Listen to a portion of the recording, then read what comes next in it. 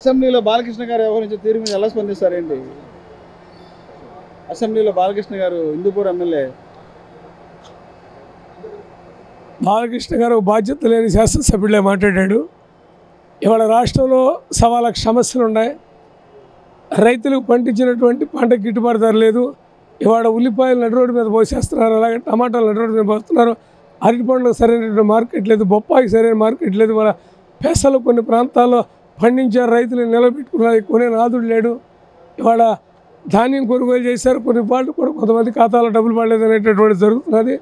ఇన్ని 1,00,000 రైతు సమస్యలు, నిరుద్యోగ సమస్య, రకరకాలైనటువంటి ఆర్థిక సమస్యలతో రాష్ట్రం సతమతం అవుతుంటే ఈయనకి ఎంతసేపు సినీ రంగంలో ఉండేటటువంటి వాళ్ళ వ్యక్తిగతమైనటువంటి అజెండాలని శాసనసభను వేదిక చేస్తూ మాట్లాడటం అనేటటువంటి దురదృష్టకరం.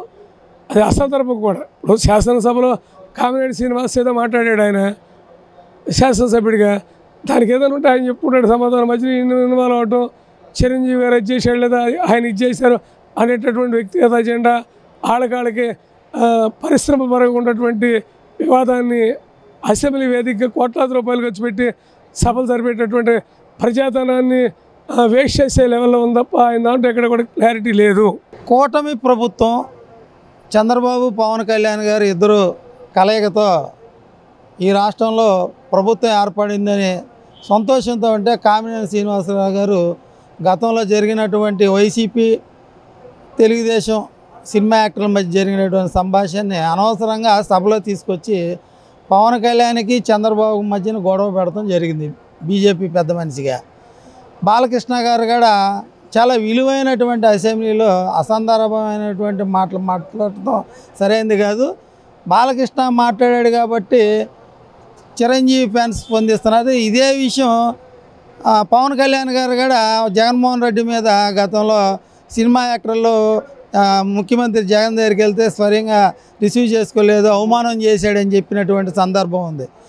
ఆ రోజున పవన్ కళ్యాణ్ చెప్పాడు, ఈరోజు కొద్దిగా సైకో జగన్ అని చెప్పేసి బాలకృష్ణ మాట్లాడుతుంది. రెండింటికి పెద్ద తేడా లేదు. పవన్ అదే మాట మాట్లాడాడు, బాలకృష్ణ అదే మాట మాట్లాడాడు. సినిమా యాక్టర్లకు కూడా ఇది కామన్గా ఉంది.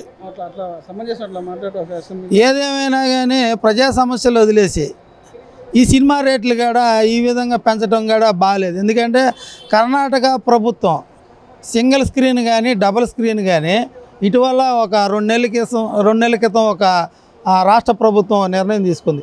ఏ స్క్రీన్ అయినా 200 రూపాయలు, అంటే ఎవరైనా సినీ ప్రేక్షకులు 200 రూపాయలతో సినిమా చూసే విధంగా రాష్ట్ర ప్రభుత్వం నిర్ణయం తీసుకుంది. ఇక్కడ చిత్ర పరిశ్రమకు సంబంధించినటువంటి వ్యక్తులు రాష్ట్రంలో ఉన్నప్పటికీ వాళ్ళు అధికారంలో ఉండి ఉప ముఖ్యమంత్రిగా ఉండి సినిమా రేట్లు పెంచుకునేటువంటిది సినిమా ఏమైనా సంక్షోభంలో ఉందా, లాభాల బాటలో ఉంది? ఆంధ్రప్రదేశ్ తెలుగు రాష్ట్రాల నుంచి దేశ విదేశాల్లో సినిమాలు ఆడి బాగా లాభాలు ఆర్జిస్తుంటే తెలుగు రాష్ట్రాల్లో మాత్రం సినిమా రేట్లు పెంచుకోవడం అనేది ప్రజలను దోపిడీ చేయడమే. సినిమాని అడ్డు పెట్టుకొని ఈ విధమైనటువంటి అదేదో చంబల్లో దొంగల్లాగా లేకపోతే దండుపాలెం బ్యాచీలాగా సినిమా పరిశ్రమ తయారైంది. అసలు వాడు పిచ్చోడు. ఆ పిచ్చోడు గురించి ఎందుకు మాట్లాడుకోవడం, అతన్ని హైలైట్ చేయవలసిన అవసరం నాకైతే లేదు. నేను వాళ్ళ గురించి, సినిమా వాళ్ళ గురించి నేను అంతగా మాట్లాడను. ఏం చేయాలంటే వాడు పిచ్చోడు. మెంబర్ అవ్వచ్చు. మెంబర్ ప్రజలు గెలిపించారు కాబట్టి ఆయన మెంబర్ అయ్యాడు. కానీ అతనికి ఏం మాట్లాడతాడో అతనికి తెలియదు. బాలకృష్ణ గారు వస్తే వాళ్ళ నాన్నగారు ఎన్టీఆర్ రామారావు గారు ప్రజలు ఆయన దేవులాగా చూసేవాళ్ళు ఒక టైంలో. తర్వాత వాళ్ళ బావగారు ఇప్పుడు ప్రజెంట్ సీఎం గారు కూడా, ఆయన కూడా ఒక 15 సార్లు సీఎం అయినాడు. రాజనీతి ప్రకారంగా ప్రజలతో ఎలా ఒక మెంబరు ఏ విధంగా ప్రవర్తించాలని తెలుసుకొని చేయాలి. ఖండిస్తున్నాము. ముందు జగన్ గారిని సైకో అన్నాడు, తర్వాత వాడేవాడు చెప్పాడు వీడేవాడు చెప్పాడు అన్నాడు. ఆయన భాష అభ్యంతరకరం. నిజంగా మెంటల్ లాగా మాట్లాడాడు. అసెంబ్లీలో మాట్లాడి వ్యవహరించిన శైలి ఆయన వ్యక్తిగతమైన పర్సనల్ అండి, అది మనము ఏం చేయలేము. ఆయన అసెంబ్లీలో వ్యక్తిగత ఉండదు కదండి. అసెంబ్లీలో అనేది కూడా ఆయన మొండి వైఖరిగా మాట్లాడేదానికి మనం బాధ్యతలమేం కాదు కదండి. ఆయన ఏం చిన్నపిల్లోడేం కాదు, 2 సార్లు ఎమ్మెల్యేగా అయ్యాడు. ఆయన ఏం తెలియని సామాన్యుడేం కాదు. ఆయన వ్యక్తిగతమైన విషయం ఆయనకే వదిలేద్దాం. అలా మారుతూ సమంజసం ఉంటారా? మంచిది కాదు, 10 మంది చూసేకి మంచిది కాదు. ఆయన ఒక ఎమ్మెల్యేను అనేది ఒక చిరంజీవి గారి పైన మాట్లాడడం అనేది భావ్యం కాదు. ఆయన వ్యక్తిమైన విషయం కాబట్టి ఆయనకే వదిలేద్దాం.